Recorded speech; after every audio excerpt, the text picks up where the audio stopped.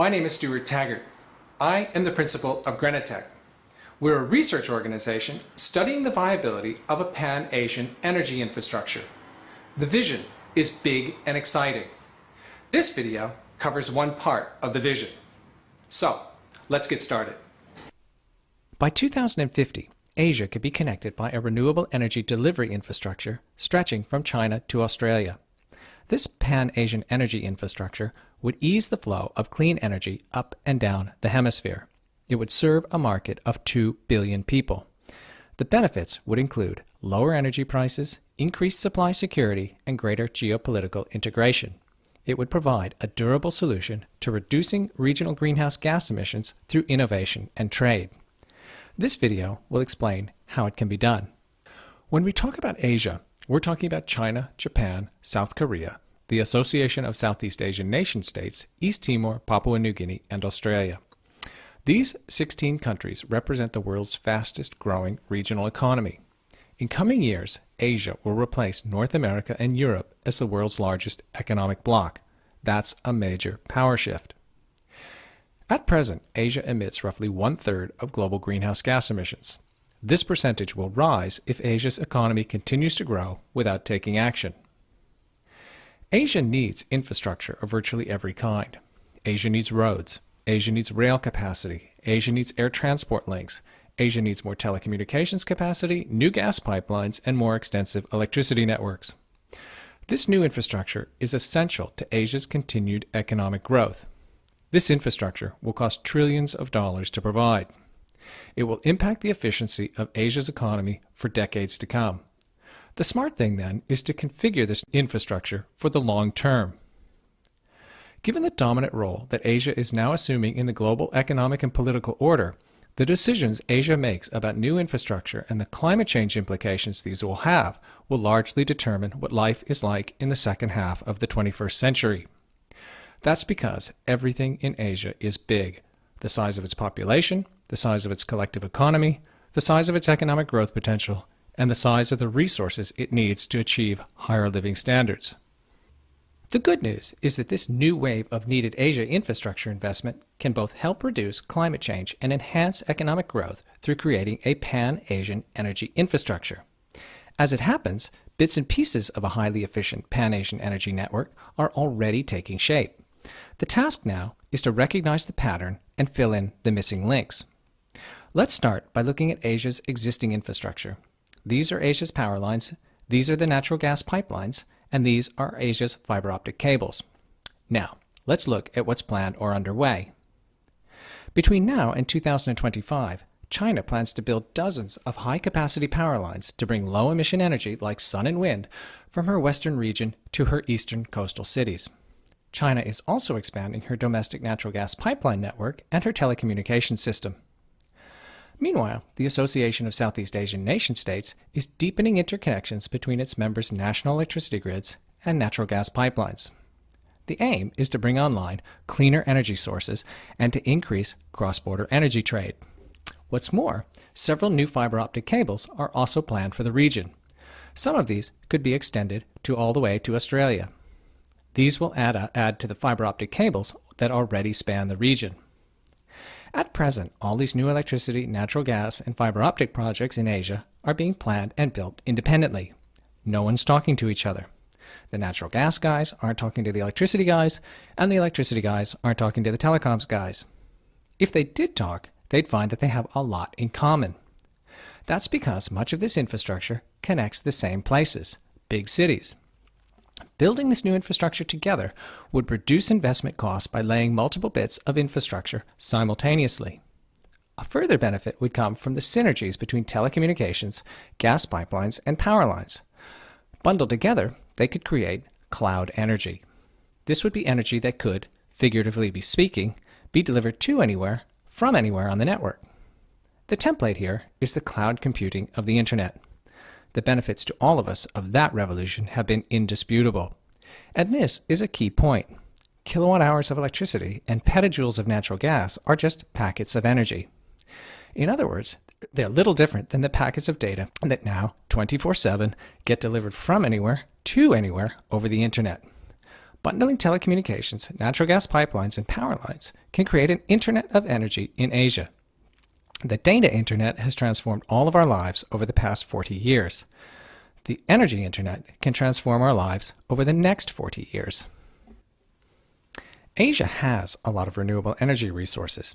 Asia has sun. Asia has wind. Asia has hydro. Asia also has geothermal, biomass, and ocean energy. Collectively, these could power Asia with plenty left over. The challenge then is to make the transition from dirty fossil fuels to these new low-emission energy sources. The good news is that markets and long-term thinking can do the work for us. Let's look in more detail at Asia's energy resources. The biggest are sun and wind. In terms of sun, no place beats Australia. The amount of sunlight falling on Australia is so great that the country could satisfy all of the world's energy demand with a solar plant of roughly this size in the outback. Of course, no one's going to build one that size, but smaller, scattered plants can be built. Australia's outback is unique for having a huge amount of both sunlight and flat land. This sunlight and flat land is a natural factor endowment bestowing unparalleled comparative advantage on Australia. Given this, Australia could, over the long term, export surplus solar energy to Asia. The International Energy Agency believes Australia could be satisfying 40% of its own electricity needs by concentrating solar power by 2050. The IEA also believes that exported Australian solar power could satisfy 7% of Indonesia's electricity needs in 2050. And, once again, it's the International Energy Agency saying this. For its part, China has strong solar resources in its desert north and west. China's developing these. But China's biggest renewable energy resource is wind. China has enough wind to power its entire economy. China also has large offshore wind resources. These are located primarily in the East China Sea. Taken together, China and Australia's sun and wind could power Asia. But there's a hitch. Sun and wind are intermittent. The sun doesn't always shine. The wind doesn't always blow. But this is less of a problem than it may appear. That's because Asia also has large resources of hydropower and natural gas. China has a number of existing hydropower dams. Dozens more are proposed, both in China and in Southeast Asia and the Mekong states. In terms of natural gas, Australia is moving ahead to develop large natural gas supplies in Queensland and the Northwest Shelf. These will be shipped north to power natural gas power plants in China, Japan, and South Korea. There are also significant gas fields under development in the South China Sea and in western China. Hydropower and natural gas plants can be switched on and off on short notice. Over time, these can provide load balancing to a regional Asian grid dominated by renewables. And this represents the core of a plan. Gas and hydro replace coal over the short term. Gas and hydro provide load balancing to renewables, primarily sun and wind, over the long term. In making the shift to a low-emission future, everyone agrees coal's days are numbered. Coal is the dirtiest of all energy sources. The mainstream view is that between now and 2025, coal-fired power plants should be replaced with less polluting natural gas plants. This while renewable energy capacity ramps up off a small base. All of this will enable near-term greenhouse gas emission reductions by taking offline the dirtiest coal-fired power plants. Now, all of this makes sense. That's because natural gas can act as a transition fuel to renewables. Over the short to medium term, natural gas can replace coal as a baseload power source. Over the long term, natural gas can act as a load balancing power source to offset renewable energy's intermittency.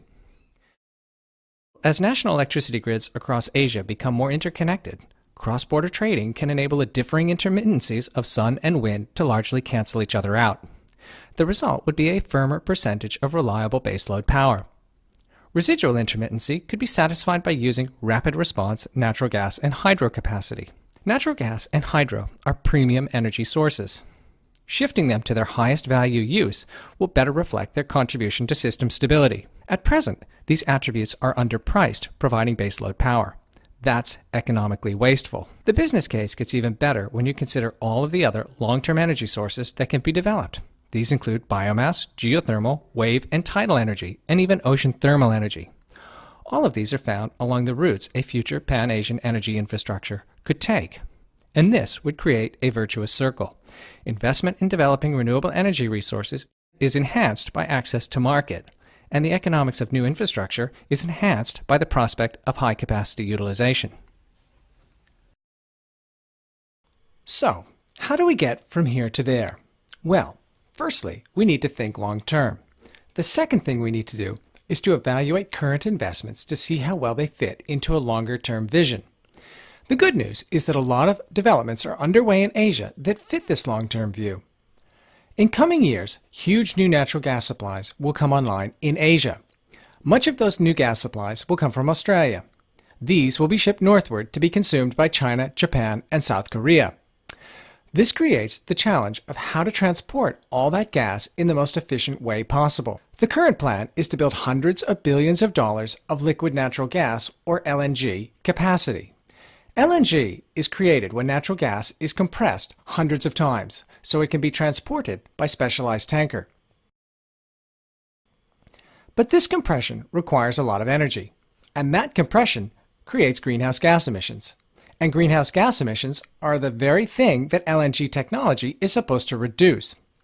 Researchers in the United States have found that on an all-inclusive life cycle greenhouse gas emission basis, natural gas delivered to market as LNG may end up generating more greenhouse gases than the coal that it's supposed to replace. So something's not right. In other words, LNG may be taking us backwards in the battle against climate change. Carbon pricing will expose these poor economics. We'll all pay the costs. Another drawback of LNG is its technological inflexibility. That's because LNG is only good for one thing: compressing and uncompressing natural gas for shipment in single-use tankers between dedicated ports. As a result, all this LNG infrastructure currently planned for Asia will only be good for a few short decades. After that, it will be useless. That's wasteful. LNG is not a long-term technology. It will be written off and abandoned over the medium term, leaving behind industrial blight.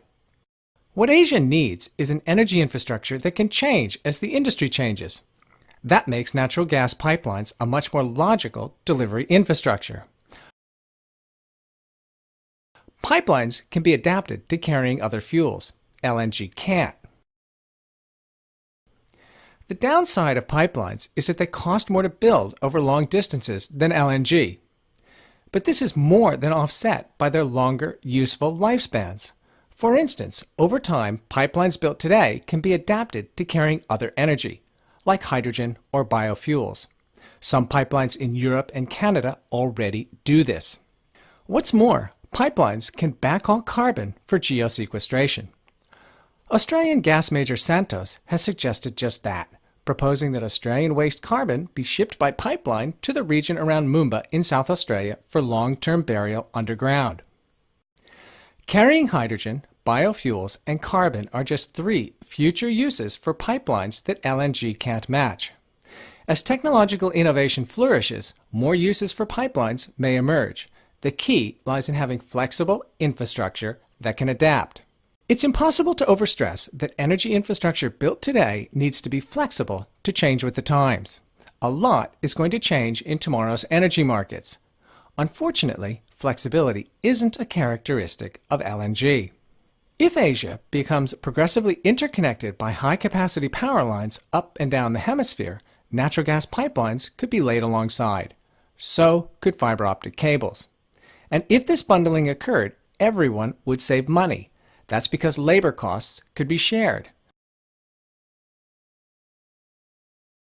Bundling infrastructure also makes sense because virtually all of it connects the same places, big cities. Given that trillions of dollars of new infrastructure of all kinds is needed in Asia, $1 trillion saved on infrastructure is $1 trillion that can be spent on something else, like education, health, or deepening rural electrification. This enhances economic growth, resulting in a virtuous circle. Let's spend a few more minutes on the cloud energy concept. It is the key underpinning the PanAsian energy infrastructure idea. To explain the idea, let's use a concrete example in China. China now suffers electricity shortages. Some of these are caused by, to take one example, transport bottlenecks between coal mines and power plants. To solve that problem, China has taken the lead in building power plants that are located right by coal mines in order to reduce the miles the coal must travel before being made into electricity. China's first such plant is in Shaanxi province. In this case, the coal mine merely delivers its coal to a coal-fired power plant located right next door, and the electricity is sent by power lines down to China's coastal cities. This, instead of the coal being delivered by truck to a coal-fired power plant nearer the coast. Advances in long-distance power transmission technology is making this kind of thing possible. Now, zoom this idea up to Asia. Assume a frictionless network of electricity power lines, natural gas pipelines is in place, along with the fiber optics needed to transmit the trading, network management, and price signals to run such a system. To analyze the benefits, consider a hypothetical example. Instead of shipping natural gas to Asia, Australia could instead just ship value-added electricity. This could occur by Australia building gas-fired power plants in its northwest, near its offshore gas fields. Australia could then just export the electricity over power lines to China instead of the natural gas. This reduces complexity in the system. In reality, of course, Australia and China would not engage in strictly bilateral trade. That would be inefficient. Instead, each would buy available marginal supply from the nearest location. However, Australia's surpluses of electricity fed into the system would create a daisy chain of surpluses all the way up the system that would be passed along in a series of bilateral trades, resulting in surplus power available for China to buy from its nearest neighbor. A system like this is enormously flexible. For if power lines and pipelines were laid alongside each other connecting Australia and China, China could, depending upon its day-to-day or hour-to-hour energy needs, import either electricity or natural gas or some other fuel, like hydrogen, from a vast, aggregated Asian pool of marginal supply, all balanced out by the price mechanism. This creates a much more flexible and frictionless energy system. An aggregated system also would send better, more accurate price signals for overall new investment, and that would lower costs through greater efficiency. If you scale this transport and trading paradigm up to a market of 2 billion people, the overall potential efficiency gains are nothing short of mind-boggling. There's a lot the Energy Charter Treaty can do in Asia. The potential is all laid out in the Asian Development Bank's excellent report, Asia's Energy Challenge. In the report, the ADB underscores virtually every element of Grenatec's vision for a pan-Asian energy infrastructure. It would also appear to make the Asian Development Bank and the Energy Charter Organization natural allies. Both organizations favor more open, interconnected energy markets governed by universally accepted rules. Together, the Energy Charter and the Asian Development Bank can encourage Asia to undertake regional reforms the International Energy Agency recommends on the global level. Let's start with some direct quotes from the Asian Development Bank's report. European levels of regional cooperation, technological developments, policy reforms, integrated markets, pan-regional energy market by 2030. Thinking big creates benefits. Environmental sustainability, affordable access. A pan-Asian energy infrastructure would achieve all of this. Now, let's look at some Energy Charter wording. Interdependent world, multilateral rules, efficient framework, cooperation, energy security, open competitive markets, sustainable development, level playing field, mitigating risks for energy investment and trade. All of these are fundamental prerequisites for a pan-Asian energy infrastructure. Let's take another quote. Greater network integration could level out prices through trade. In other words, the Energy Charter agrees that big networks create something close to perfect markets in which price, geography, and technology can pick the winners, not arbitrary market boundaries.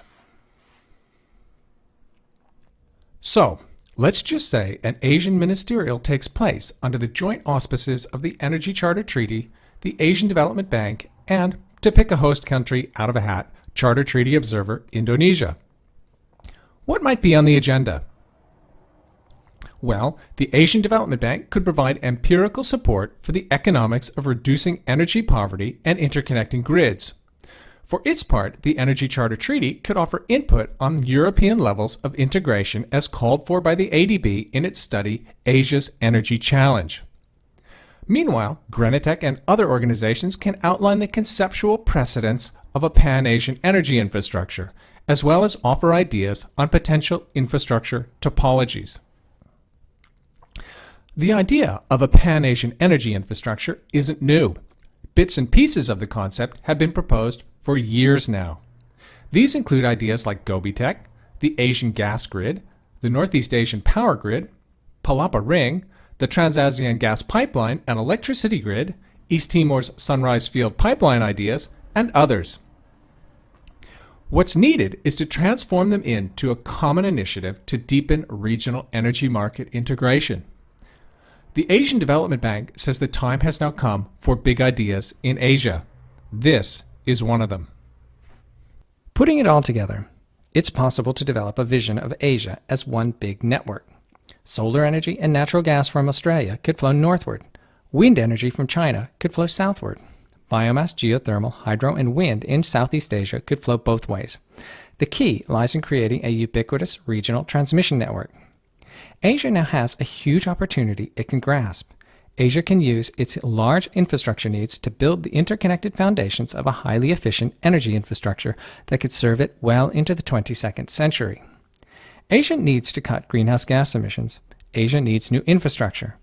Asia needs to replace aging coal-fired power capacity. And Asia needs to rebuild capacity destroyed by natural disasters. A Pan-Asian energy infrastructure solves all these problems at the same time.